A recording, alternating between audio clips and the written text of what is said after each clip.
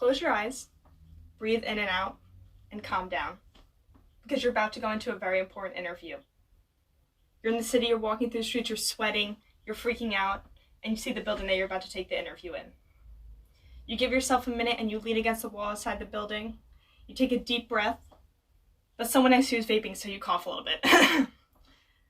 Then you go inside and you're met by a receptionist. You're led inside a windowless conference room and are told the CEO is going to be interviewing you today. You wait a little, your knees start shaking, your foot starts tapping, and then they walk in. Open your eyes. Boo, I'm still here. So now that you have a clear picture in your head, I have some questions for you and what you saw. Did you picture the person to be vaping a young adult? Was the receptionist a female? Was the CEO a tall, white male? If you answered yes to any of these questions, don't be scared. You're not racist, sexist, or ageist. This is just your normal. You just pictured images that you're familiar with, pictures of how these people in these roles have been presented to you your entire life. This process of visualizing situations with familiar subjects is an ancient process. Our ancestors used it to decide if the creatures they were encountering were friends, food, or predators. It is known today as our fight or flight response.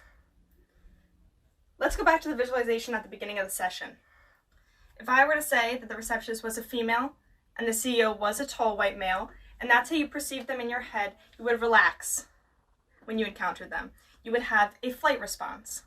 But if I told you the receptionist was actually a male and the CEO was a black woman, your body would have a physical stress reaction. You might sweat, you might become nervous when encountered by these individuals because the situation is not what you expected. This is a fight response.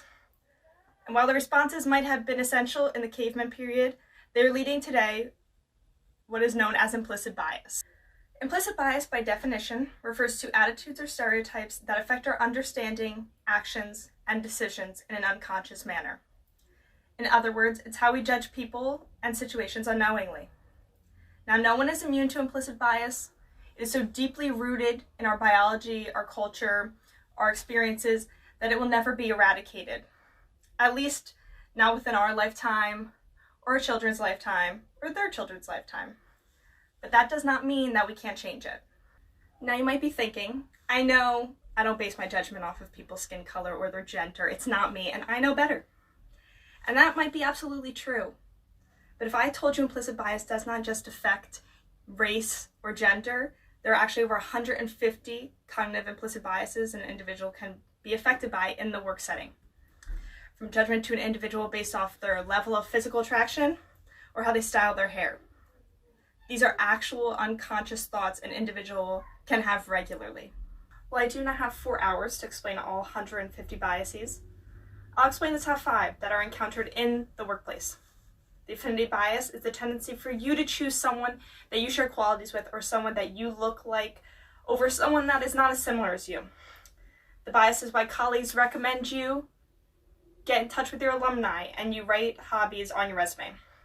The bias might help you find your new best friend, but will not help your organization grow in diversity and personalities as well as talents. Similar to affinity bias, the halo effect is when you have the tendency to focus on the good features of an individual. The halo light causes you to overlook negative information or aspects of an individual that may affect their success in the organization. Another bias that might lead you to overlook information is confirmation bias. This is when you will search for information about the individual that will confirm your initial opinions on them. For example, if a candidate happens to be late for an interview, you may spend the entire interview assessing their organizational skills because their tardiness has led you to believe they lack organization. Conformity bias may affect your decision at the end of the interview process, when you're discussing with people on your team. You may have the tendency to be persuaded by others in order to seek acceptance. If a majority of a group believes that the candidate is not the best candidate for the job, you might agree with them, even if your opinion differs. This type of bias leads individuals to not expressing their thoughts or opinions, and overall keeps creative and innovative ideas from the organization. The last implicit bias is known as the horns effect. It is when you have the tendency to focus on one particularly negative feature about the candidate, and that will cloud your perception of them throughout the hiring process. Now, I'm no stranger to this effect, and unfortunately was a victim to it during my first time interviewing. The company that I was interviewing with was looking to hire an account manager, someone with extraordinary team building skills and extensive knowledge on financial responsibilities. I just walked into one of our conference rooms where a smaller Russian man was waiting for me. We shook hands and I started asking him questions. His demeanor at the beginning was a bit cold. He didn't smile. He didn't really show a lot of enthusiastic emotions.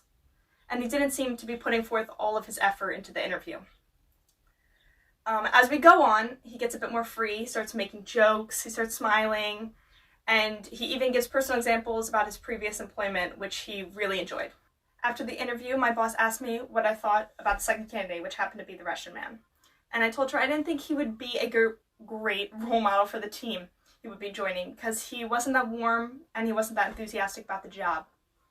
When I told her this, she pointed out that he had mentioned it takes him a while to warm up to people, and that throughout the interview, he got less introverted. But I was so distracted by his demeanor at the beginning of the interview that I failed to notice his change in behavior. His behavior at the beginning had led me to overlook his previous accomplishments, his qualifications, his character change, and overall how perfect he was for the position. Now, was he hired for the job? No, he wasn't, but it was a good story. Unconscious biases like this one have led to extraordinary statistics in organizations hiring. First, candidates that are perceived with white names on their resumes receive 50% more calls from interviewers than black candidates with the exact same resume. Additionally, candidates with foreign-sounding names are 28% less likely to be called for an interview. 60% of CEOs are over 6 feet tall, but only 15% of Americans reach that height. And in fact, on average, 1 inch of height is equivalent to $789 per year in salary. Now, not everything is bad. The past year we did have the most CEO females in the Fortune 500 company, with 33. So 6% of all Fortune 500 companies are led by women, but women make up 58% of the American workforce. Workers with below average looks tend to earn 9% less per hour than those with average looks, while those with above average looks tend to earn 5% more. So how do we combat this? How can we reduce implicit bias? In order to personally reduce your implicit bias, there are 3 very important steps you can take. First, you want to examine your behavior. You want to acknowledge when implicit biases are affecting your judgment. Now, don't get discouraged when you notice it, but recognize that it is a common process. These images have been placed in your head over your lifetime through experiences. They've been represented like this in the media, and the visualization is not an indication of purposeful discrimination. But it doesn't mean it is right. It is our responsibility to change this idea of normal that we have in order to make life fair for everyone. So now that you have recognized the behavior, you can visualize differently. So like in the example from the beginning, instead of visualizing the CEO as a white male, visualize it as a black female. If you want to make sure that you are combating this normal way of thinking that you have done previously, this is the only way to change is going to ever occur. Lastly, you want to take the initiative and expose yourself to the unexpected and normalize it. So taking a step further than visualizing, actually making tangible connections with individuals that are breaking these stereotypes that have plagued the workplace. Constant exposure to these types of individuals will eventually lead you to change, if not eliminate, implicit bias that you've had previously. In terms of reducing an organization's implicit bias, there are a few things that you can do as well. First is to make the recruiting or hiring process more fair. This can include creating a diversity statement for employees of the company to understand that the organization is committed to diversity. With that, the organization should also diversify their search committee or HR department and make sure that individuals vetting the candidates are members of different cultural groups. HR can also vet language used in the organization's job postings, making sure they do not include masculine verbiage or unnecessary qualifications that can turn away some individuals based on their culture. Structured interviewing is also super helpful. Structured interviewing asks candidates predetermined questions to eliminate affinity bias and create a fair rubric on how to score candidates. Outside of the hiring process, organizations should hold cultural awareness trainings for all employees. These trainings should make sure that employees are aware of implicit bias, how they can recognize their own bias, and ways that they can reduce bias in decision making. These trainings help employees to understand and appreciate their colleagues, as well as create a culturally competent work environment. Some companies have even taken it a step further and created diversity and inclusion departments. These departments ensure that the organization's employee numbers are diversified and that every employee feels included no matter their background. The efforts put forth by diversity and inclusion departments have led to stronger work relationships and trust, increased work production, and more innovative and creative solutions. In fact, organizations with above average gender diversity outperform companies with below average gender diversity by 46%, and organizations with diverse management have 19% higher revenue. Why wouldn't you want that? Now, I completely understand that changing your mindset and changing your thought process is not an easy task, and it's not something that's going to happen overnight. But the first step to making something right is acknowledging that something is wrong. So next time you have that gut feeling about someone, or there's something inside you telling you there's just something wrong with that person, I cannot put my finger on it, but I know something is wrong, ask yourself why. Why do I think this person is not right for the job? Why do I think this individual will not fit in with the organization? Because most of the time, when you cannot explain your thoughts, your implicit bias is controlling your judgment.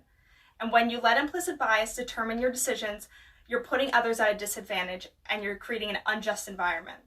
I'm going to leave you with this quote by James Baldwin. Not everything that is faced can be changed, but nothing can be changed until it's faced. Thank you.